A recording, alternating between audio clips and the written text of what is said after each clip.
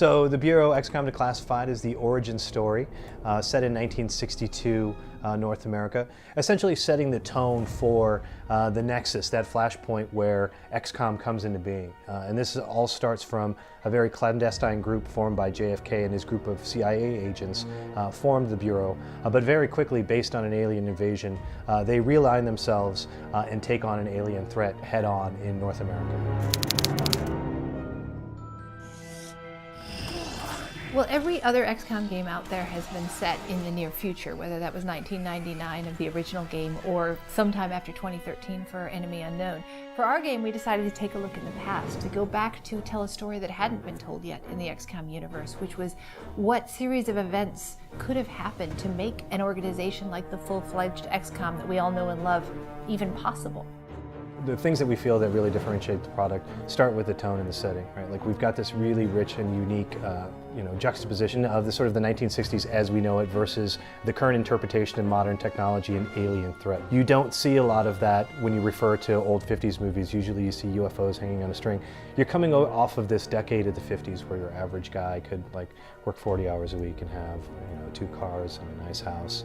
And so there was this feeling that nobody wanted any disruption in their lives. So what is really cool to me is the fact that you can really, imagine in the 60s that there is a bureau, and that there was a bureau of some sort in that time period that was under the radar, completely unknown to the public, with similar goals to what we're communicating through XCOM, but just in a different light. Well, over the course of development, we started in first person, and then we kept iterating towards trying to make sure that the parts of the game that were working better and better, and the parts of the game that weren't working, we were willing to change. It was really a journey from that first person view of the game that we showed in 2010 to the first third person hybrid that we showed in 2011, where you can see the beginnings of what we're calling battle focus mode now. But it was a little different too. We were still trying to get that feeling of teamwork, the feeling that the player could really have to be responsible. We could hold the player responsible for the decisions that they made for their team, and if they make a mistake and lose one of their agents, they would have to deal with the consequences of that. The integration of permadeath, right? The seriousness of your consequences and your actions on how that can actually impact your gaming experience for not just for the moment, but for a long duration of time. And I think that it's been a powerful tool for us as we're sort of engineering and designing levels, as well as providing a real motivation to the player for utilizing the tactics and tool sets that we make available. You want the player to feel that the game is treating them fairly and not cheating them in the event that they lose a character because of poor design decisions. So when you introduce something like permadeath, it affects everything from the way that you engineer your levels, to the way that you introduce characters, and you constantly have to be cognizant of where the player is in terms of their leveling and skill set at that particular time.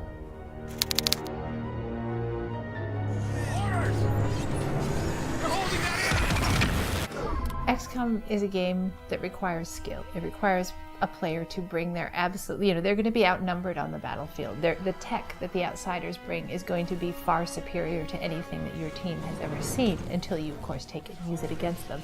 And our game really requires people to bring not just their twitch, but their skill, their ability to plan for a team, their ability to use tactics, the ability to take any advantage possible on the battlefield. And we think that that is a core value of the XCOM franchise in general, just having an extremely difficult game that it requires everything you've got to succeed in, and even when you give it everything you've got, sometimes you still have setbacks.